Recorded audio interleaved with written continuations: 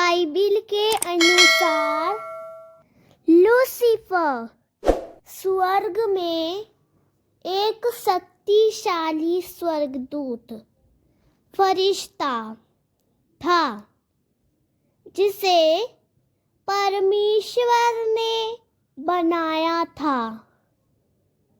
वह अत्यंत सुंदर, बुद्धिमान और उच्च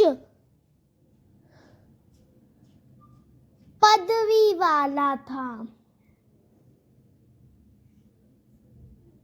लेकिन उसके भीतर अहंकार और अभिमान आ गया। उसने परमेश्वर के समान बनने की इच्छा की और स्वर्ग में बगावत कर दी। इस कारण परमेश्वर ने उसे स्वर्ग से निकाल दिया और वह शैतान बन गया। फर्स्ट, लूसीफर कौन था? लूसीफर बाइबिल में एक महिमामय स्वर्गदूत था जिसे परमेश्वर ने अद्भुत सामर्थ्य और ज्ञान के साथ बनाया था। उसका नाम लूसीफर था। लूसीफर का अर्थ है प्रकाश का वाहक या प्रभात का तारा।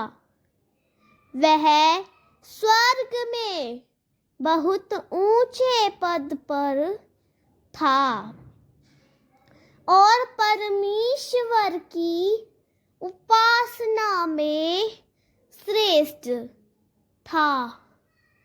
सेकंड, लूसीफर का स्वर्ग में महिमा। लूसीफर को भोर का पुत्र और स्वर्ग से गिरा हुआ कहा गया है। इस संदर्भ में वह एक शक्तिशाली और गौरवशाली स्वर्गदूत था जिसे ईश्वर ने महान शक्ति और सुंदरता के साथ बनाया था। बाइबिल में यशाया 14 का 12, 13, 14, 15 में लिखा है। यशाया 14 का 12, हे अस्ततांग, जो तू सूर्य से भी तेज था, कैसे तू गिर गया? हे अस्ततांग, जो तू बहुत बलवान था। यशाया 14 का 13। तूने कहा, मैं स्वर्ग में चढ़ूंगा, अपने सिंहासन को परमेश्वर के सितारों से ऊंचा करूंगा और उत्तर दिशा के छोर पर परमेश्वर के सिंहासन पर बैठूंगा। यशाया 14 का 14। मैं ऊंचे बादलों पर चढ़ूंगा। मैं परमेश्वर से ऊंचा बनूंगा। यशाया 14 का 15। परंतु तू अधोलोक में पृथ्वी के सबसे नीचले भाग में डाला जाएगा।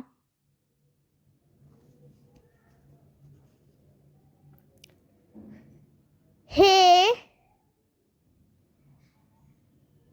प्रभात के चमकते तारे, तू आकाश से कैसे गिर पड़ा।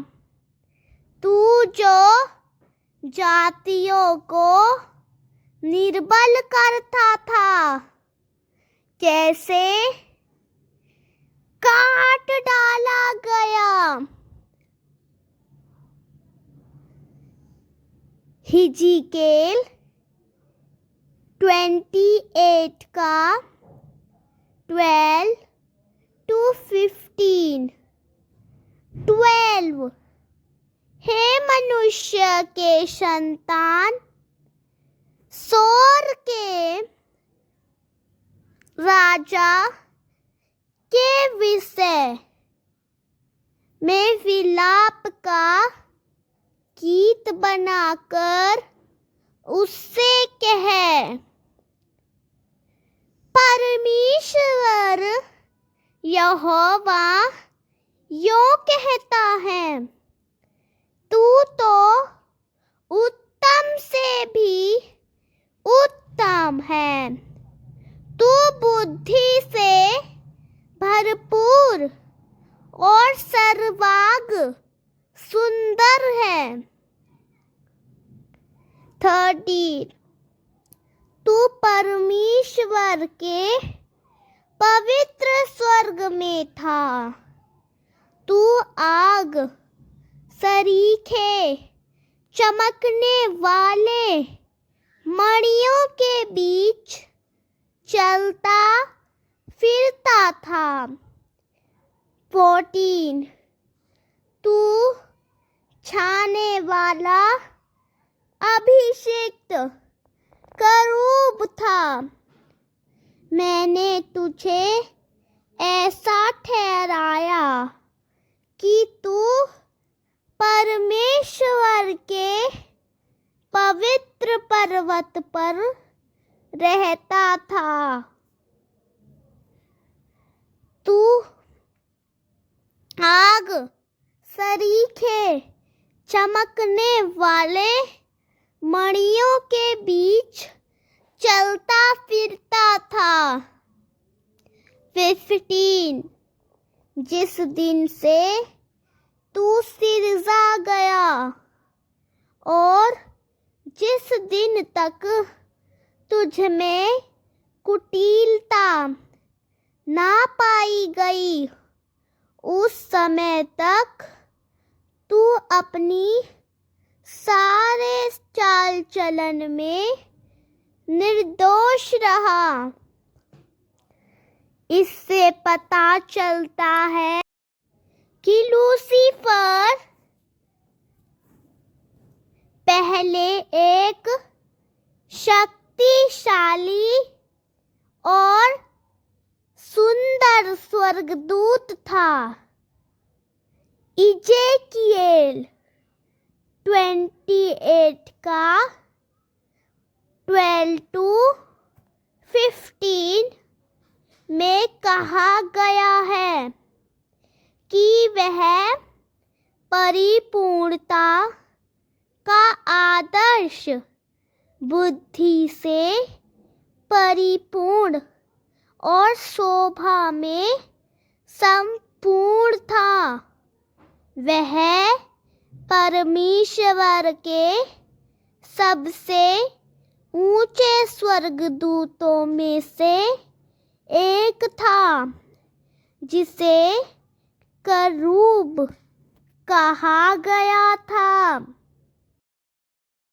थर्ड, लूसीफर का गर्व और विद्रोह।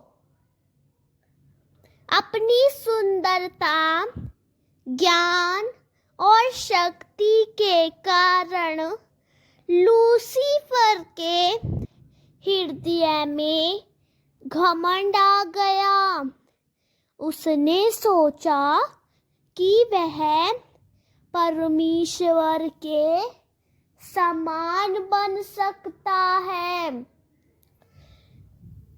यशाया 14 का 13-14 में लिखा है कि लूसीफर ने अपने मन में कहा, मैं स्वर्ग पर चढ़ जाऊंगा।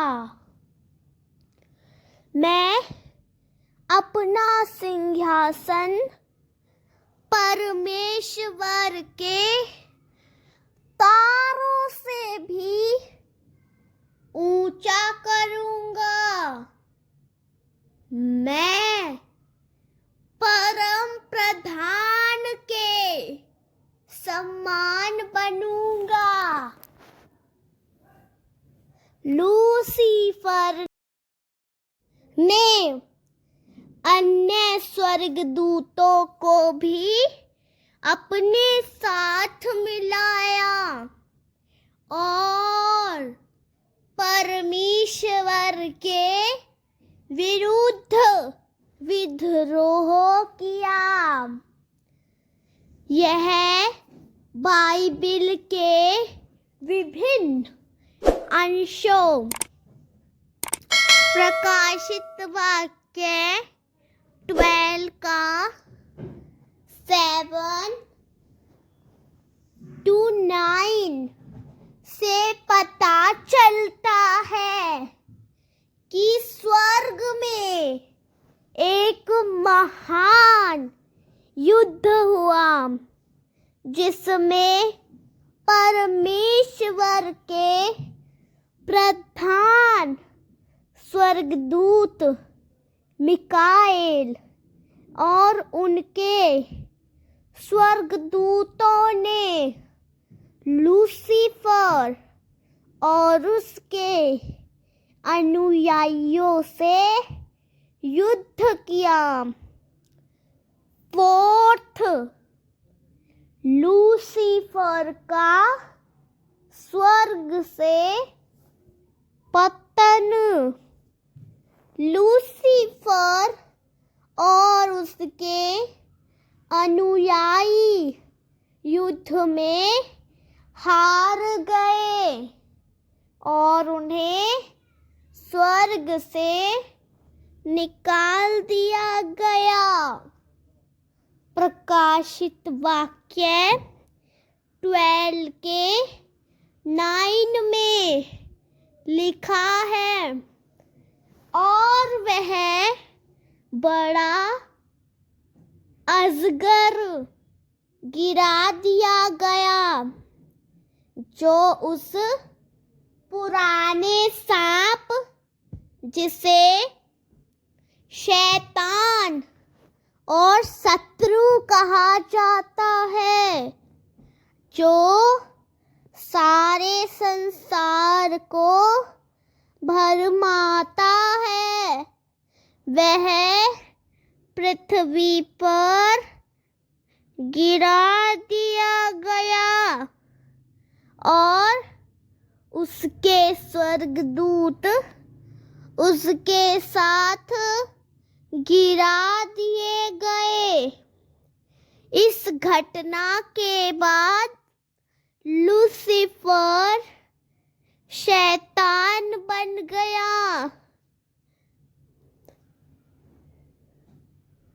जिसका अर्थ है विरोधी।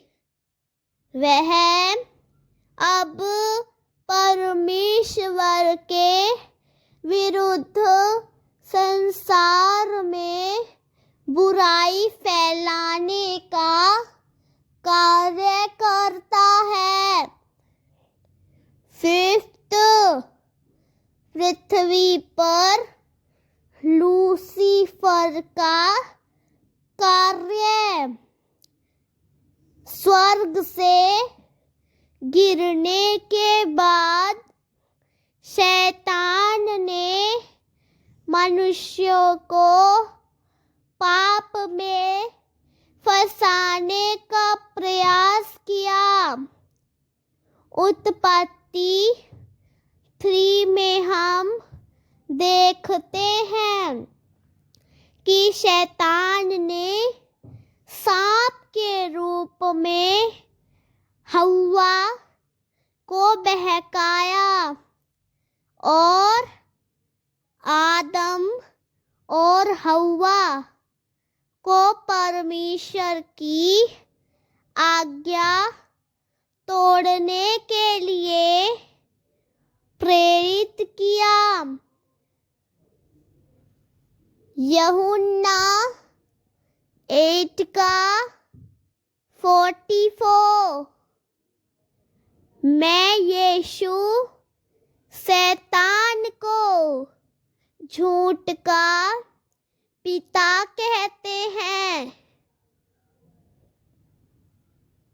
क्योंकि उसने आदम और हव्वा को झूठ बोलकर धोखा दिया।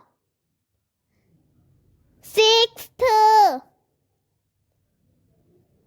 लूसीफर का अंतिम विनाश। हालांकि शैतान अभी भी इस संसार में बुराई का कार्य कर रहा है।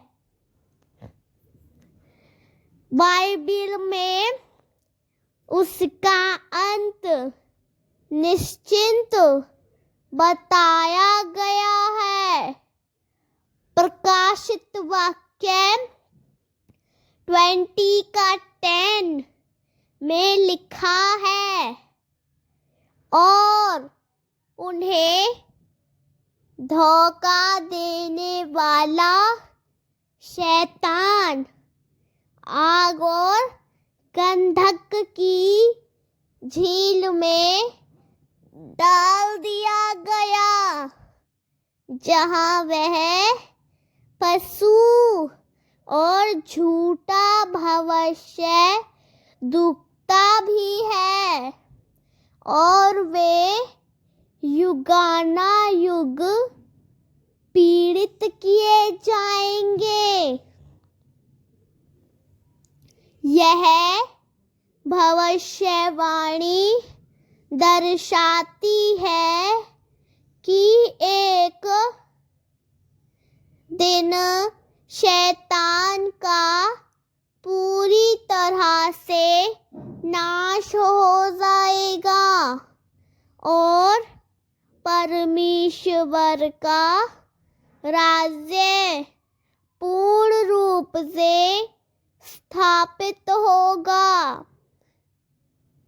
लूसीफर की कहानी हमें सिखाती है कि घमंड और ईश्वर के विरुद्ध विद्रोह किसी को भी विनाश की ओर ले जा सकता है।